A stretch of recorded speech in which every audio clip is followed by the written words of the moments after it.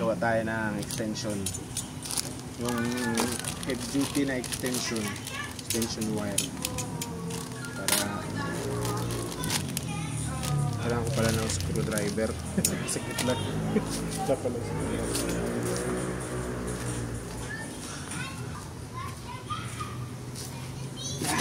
Ito, screwdriver. Para mabuksan. Ang hirap mag-vent. NSS na extension cord. Pinili ko yung may bilog para pwede siya dun sa mga bilugan na paa.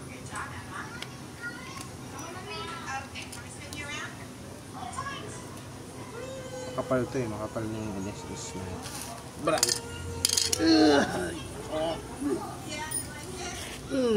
Grabe, hirap na hirap. Ito yung kanyang anong tawag dito? Yung male 3 ampere. So hindi siya ganun ka ano, pero pwede na. Yun yung laruan ni Halala. Oo, subo niya. Ito yung heavy duty natin. Hindi talaga siya ganun ka heavy duty. Heavy duty. Heavy duty lang. Pwede na, pang e-bike. Ay, pala. Para hindi siya. Kailangan kasi mahaba eh. Parang mas heavy duty pa yung black na ng dulo ko. Tingnan ko nga ito. Pwede na. Pang isang e-bike. Tig-isa silang extension? Hindi. Pwede din naman dalawahan. Pero matagal mag-charge siguro pag gano'n. Yung una nabili ko kasi, mura lang to eh. Yung una nabili ko kasi, kano yun? Tig 50 ang metro, yung isang ganun, 50 mahigit.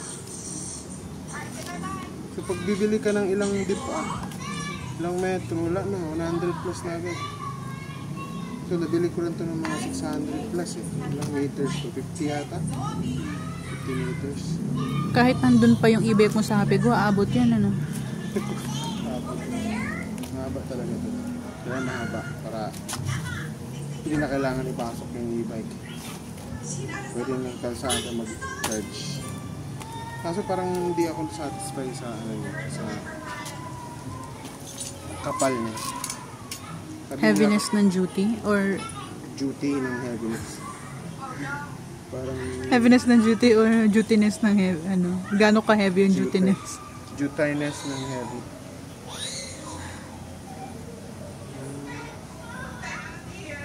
Hindi siya gano'n ka heavy duty. Pero heavy duty kasi nakalagay nila dun. Kaya ito yung binili ko. Hindi ba yun delikado? Hindi. Mas ano kasi, mas maganda kasi pag heavy duty kasi pwede mo, ibig sabihin, pwede mo saksakan ng marami or kahit mabigat na watts yung power ng charger or ano man yung sasaksak mo. So anyway, kaya naman na to siguro. Huwag nang magsaksak ng ilan. Oh, hindi ka talaga kasi hindi mo saksakan sa labas eh. Saksakan ng ilan. Pero mas maganda pa rin talaga pag yun nga. Eh, that's only meant for ano lang naman. Kasi pangit din kung marami nakasaksak, 'di ba? Bawal na dapat ang outlet sa ano. Walang problema 'yun sa ano. Ang nangyayari kasi pag extension, lalo na yung mga ready-made na extension, maninipis lang 'yun. Kasi intended lang siya for like charger, yung mga low wattage na mga electronic device. So hindi siya intended talaga na saksakan mo ng AC or washing or ref. Kasi overload yun. Mangyayari kasi noon, since masyadong malaki yung power na kinukuha o yung ampere na kinukuha ng halimbawa motor, magmumukhang fuse yung ano, kung liit yung wire, magmumukha siyang fuse kaya iinit siya. Kasi Yun yung mataas. nagkukos ng fire. Oo, mataas yung resistance ng mga maliliit na wire. Anong ibig sabihin ng resistance sa power perspective? Resistance kasi na iba yung alam ko eh. Kung na maalala yan, grabe, that's ilang taon na, 2008. Resistance ba ibig sabihin nun yung kaya lang? Yung resistance, word talaga na resistance. Like yung kaya resist. Sa Trading. Like Resistance sa kasi parang hindi niya. Yung kaya niyang i-hold. Yung parang bubong niya. Oo. Bubong kasi yun sa trading eh. Oo.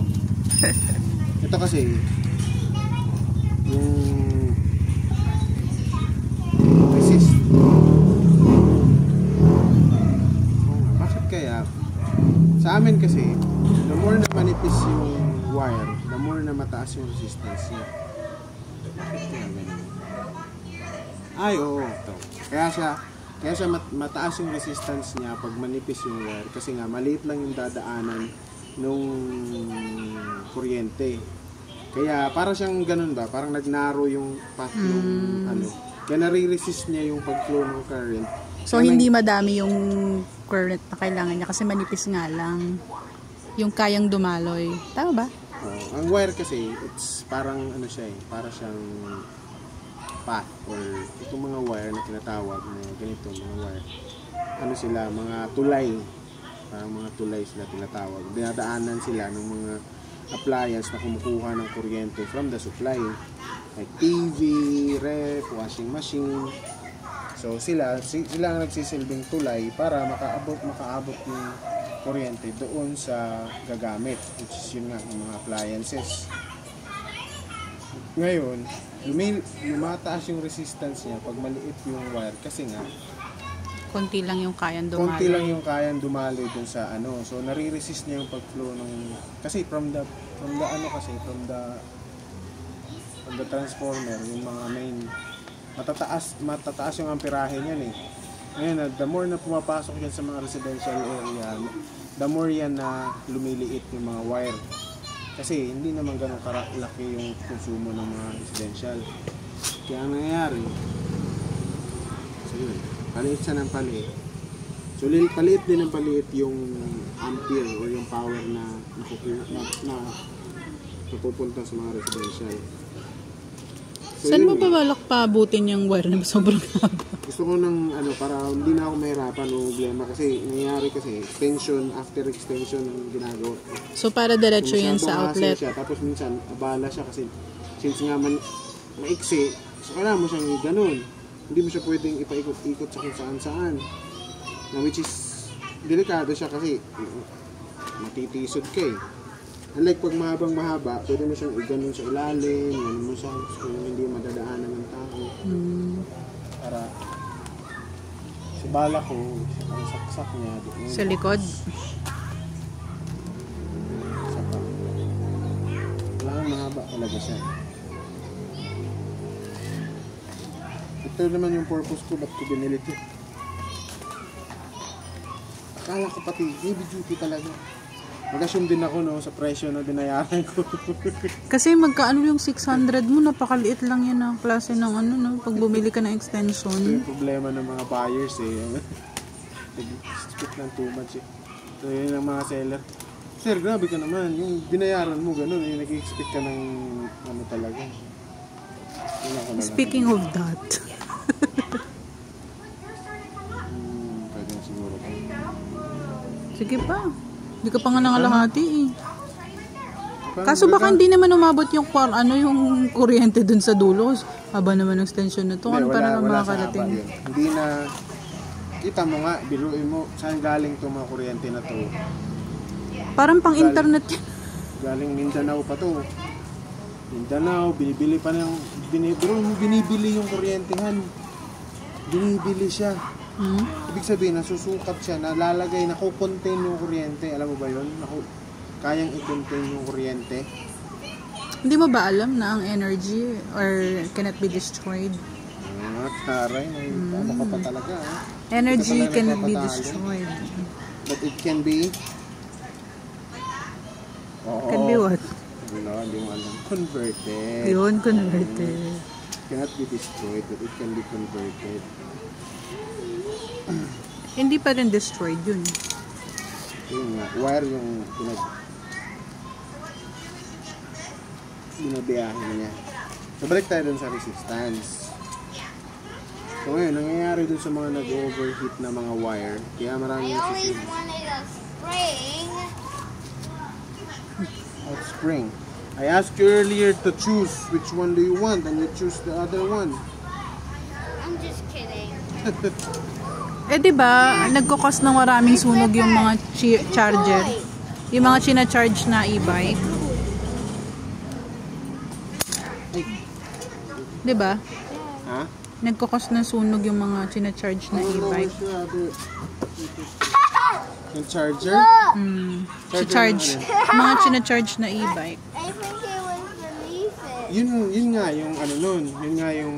Kasi maliit yung ginagamit. Oo. Yung mga commercial kasi na Kuya. yung hindi ina-assemble ng mga extension wire, napakanipis lang talaga yan. Pang ano lang kasi yan, temporary lang yan. Kaya nga siya mura eh. Kasi yung ano na, hindi talaga pang heavy duty. Nandun naman yan, naka-indicate naman yan.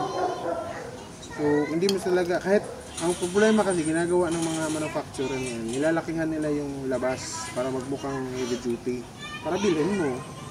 Kasi pag mukhang payatot yan, hindi ka bibilin. Pero ang loob, ang nipis-nipis. Yung mga rice cooker kaya nasisira, ganun din siguro yung ano nila. Hindi Ano, na, kasi ang hazard lang talaga yan is yun